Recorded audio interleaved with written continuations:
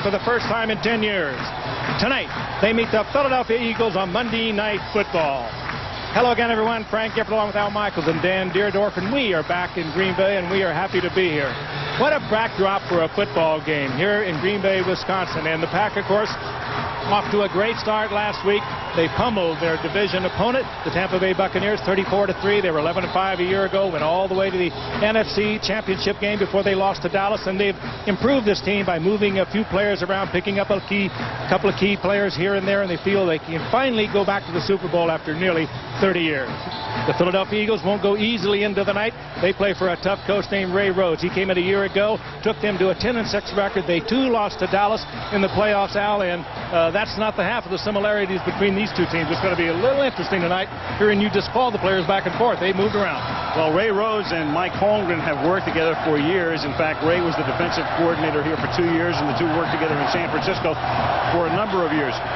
Ray Rhodes is a fascinating man. He wasn't close to being owner Jeffrey Lurie's #1 choice for the job 2 years ago. Jimmy Johnson clearly was. But when Rhodes got the job, he didn't tiptoe through the door. He knocked it off its hinges.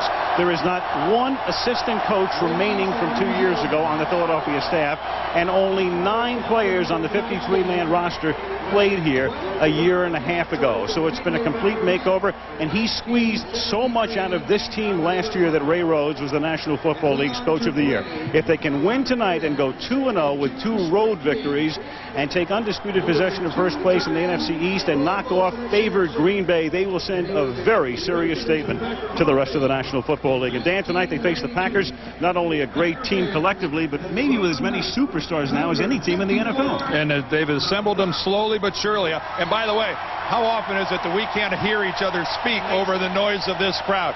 It is some scene here at Lambeau Field tonight, but the Green Bay Packers are led by Brett Favre, who has assumed the mantle of the most exciting quarterback in the National Football League.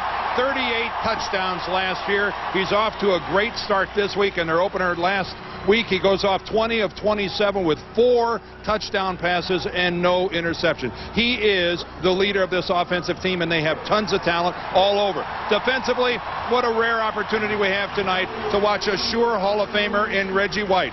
Maybe the best defensive end of all time in the National Football League. We'll get guys like Deacon Jones to argue, but it is always a thrill to watch Reggie White at work. They're led by their 5th-year coach, Mike Holmgren, and right now he's joined down on the field with our own Lynn Swan. Thank you very much, Dan. Mike, I've got to ask you about this team you're playing against. The head coach, Ray Rhodes, you respected this man enough to make your defensive coordinator. What concerns you most about the defense he brings in here tonight? Well, they're going to be very intense and very aggressive. He's fundamentally very sound in what he teaches, and he's one of the great motivators I've ever been around. So we know we're going to have to be as intense and as motivated to play. The offense is very similar in style, terminology the same. Backup quarterback Ty Detmer was a Packer, now he's an Eagle. Does that similarity in terminology present some unique problem for tonight? Well, we changed some things and we changed some signals. I think you have to do that, but you can't worry about it too much. The game's going to be decided by the players on the field, Lynn. Coach, thank you very much. Good luck. Okay. Al? Thank you, Lynn. So for the first time in 10 years, since September of 1986, Monday Night Football comes to Green Bay, Wisconsin. And I watched the local news tonight at 5 o'clock here in Green Bay, and the first 12 minutes of the news were devoted to tonight's game. Nothing else happened in the world today as far as Green Bay was concerned. Nothing. I even saw the rival stations promoting tonight's game on television. Sold out, of course. Over 25,000 people waiting to get season tickets for the Green Bay Packers. It'll be a long time. The Packers to receive. Don Beebe and Travis Jervey taking the Gary Anderson kick, and it's Don Beebe, the ex-Buffalo Bill, who comes from the 5 up to the 25-yard line. And now a look at the Green Bay Packers, executing brilliantly last week at Tampa Bay. Brett Favre, the league's MVP last year, 4 touchdown passes in Florida last week. Has Edgar Bennett in the backfield with him. A double tight end set to start the game, Jackson and Chimura, with Freeman and Brooks, the wideouts. And up front, Gary Brown, the youngster at left tackle, Aaron Taylor, Frank Winters, Adam Timmerman, and Earl Dotson.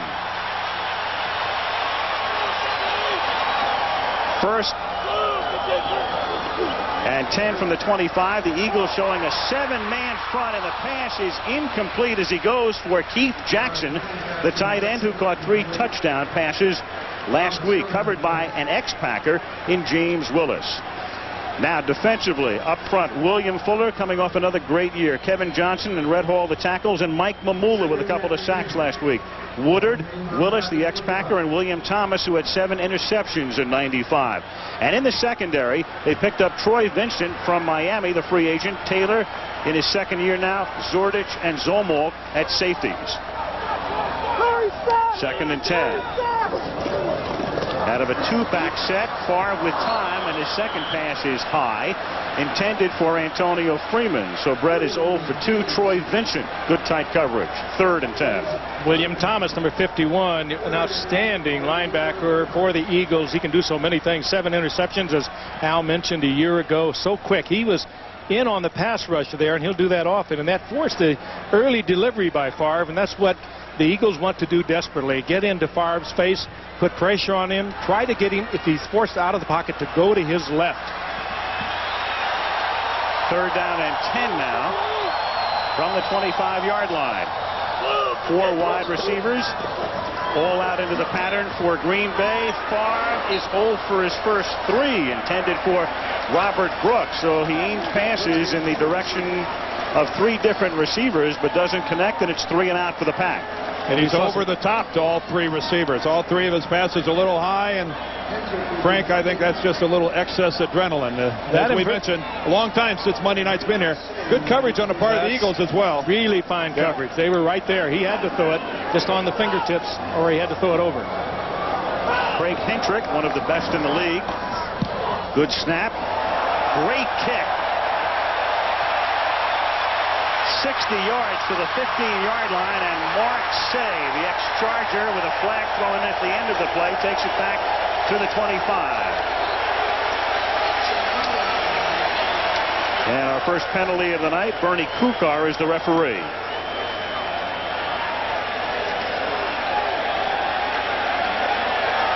And it's against Philadelphia.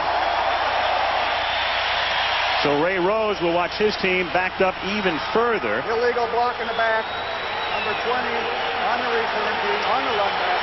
That's a 10-yard penalty. Brian Dawkins getting the penalty, the rookie out of Clemson. And now Rodney Peete, who was picked up last year as a backup and then supplanted Randall Cunningham early in the year. Ricky Waters and Kevin Turner in the backfield. Irving Fryer and Christy Jones outside, and Ed West, the longtime ex-Packer. Brooks, Panos, McKenzie, Holmes, and Cooper up front. Cooper, of course, will have his hands full all night against Reggie White. Penalty backs him up to the 9, and Rodney Peete slings it into the arms of Chris T. Jones. Loses the football. Green Bay has it.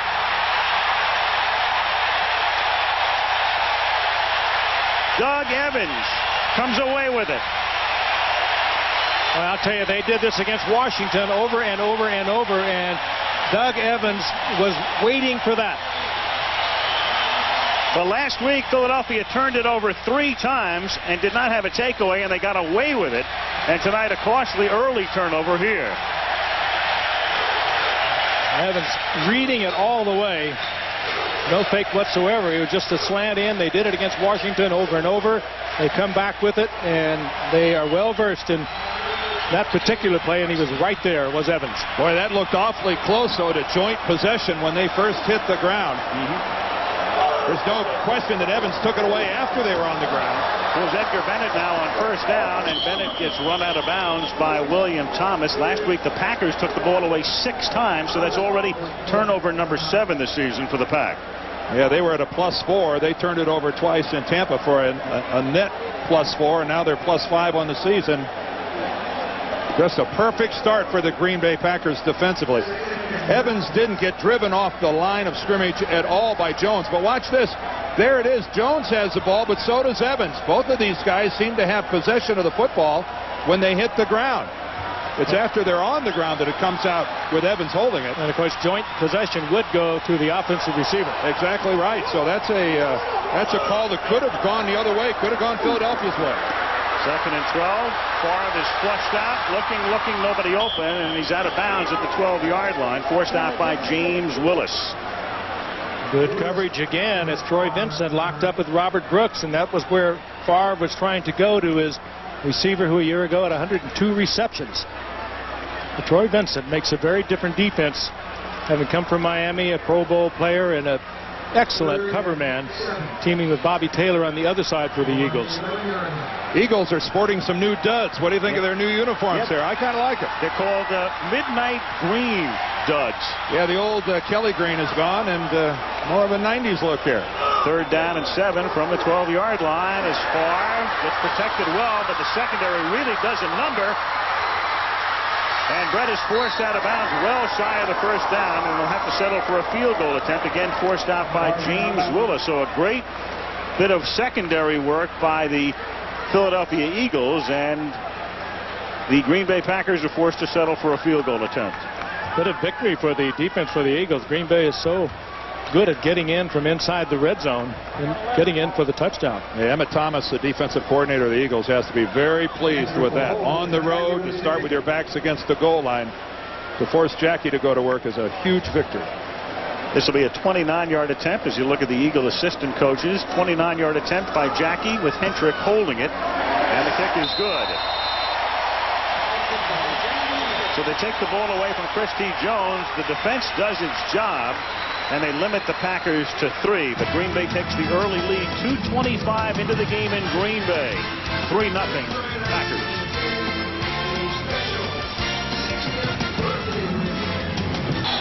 Lambeau Field in Green Bay on a gorgeous autumn night. It's the home opener for the Packers, who were 7-1 here last year. Chris Jones had it taken away.